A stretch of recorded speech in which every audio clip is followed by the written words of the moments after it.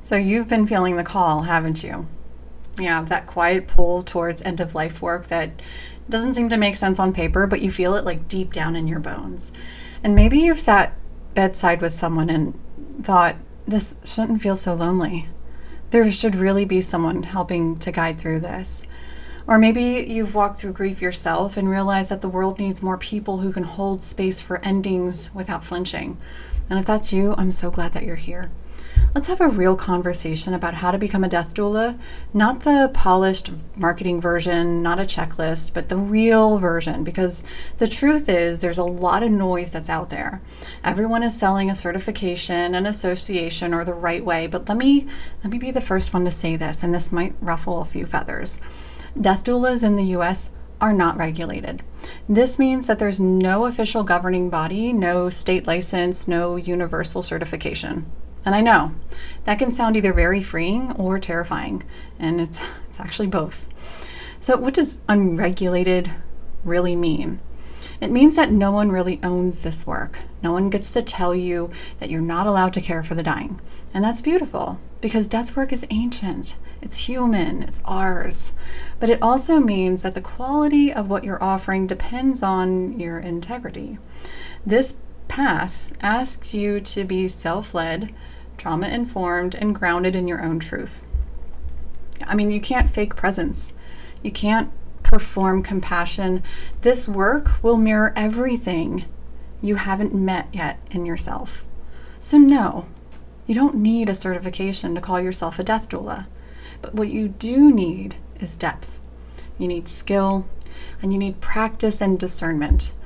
And there are things that we learn in this field that aren't obvious, like how to navigate grief conversations, handle ethical boundaries, and support families through chaos, build sustainable businesses, and regulate your nervous system in the presence of death. And all those things take guidance. So there's really 3 ways people enter this work. 1, you go rogue. 2, you take a certification. And 3, you find a mentor. So let's talk about what each of those really looks like and how to know which one is right for you. So let's start with the going rogue path. And I kind of giggle because this is for the independent souls, the ones that are not ready or wanting to wait for permission. You probably been already reading books, volunteering with hospice, listening to death podcast, deep diving into the end of life culture and reading everything that you possibly can about death and dying. And this path can work beautifully if you are disciplined and self-aware. It's free, usually, it's flexible, and it lets you create your own blend of spirituality, psychology, practicality, but, and this is a big but, you don't know what you don't know. And without structure, you might miss key pieces like how to support advanced care planning, the difference between hospice and palliative care, and how to ethically hold space without crossing professional lines. And then also how to run an actual business of being a doula. And if you go this route, my biggest suggestion is surround yourself with community. Learn from hospice workers, social workers, other doulas. Find people that will hold you accountable. It is absolutely possible to go rogue and do it well, but it does take humility and constant self-education. You can think of it like being self-taught in the sacred work. The freedom is gorgeous, but the responsibility is heavy. The next most common path is getting certified. Now, I'll be blunt. A certification does not make you official. There is no universal credential that makes you more legitimate than someone who isn't certified. But what it does give you is the confidence, structure, and community that you might be looking for. When I took my certification through Doula Givers Institute, I wasn't looking for permission. I was just looking for direction. When I was searching for the death and dying process, I came across death doulas, and I was like, that seems like something I would like to do. And I landed with Doula Givers and Anelda and Alua Arthur and all these other programs that are out there.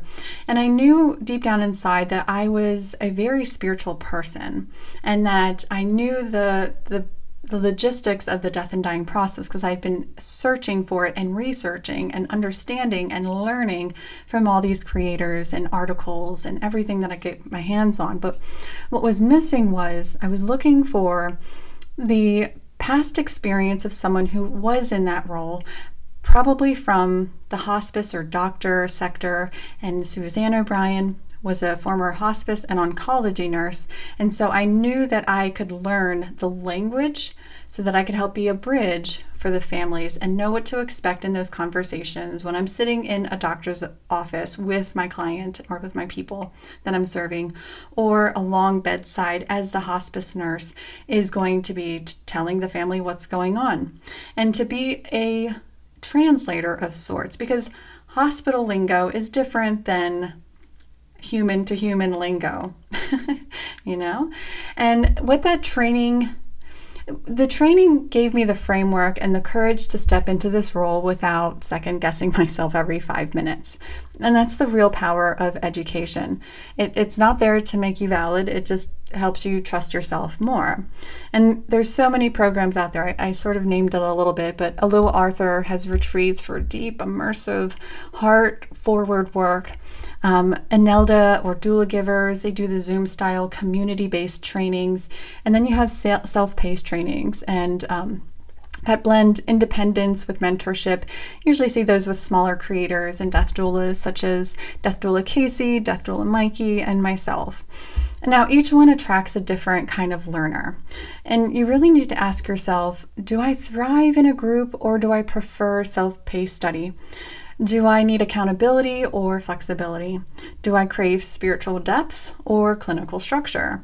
And there's no wrong answer, there's only alignment, but do your research. You can ask how long the program's been around, who teaches it, what kind of ongoing support they offer after certification.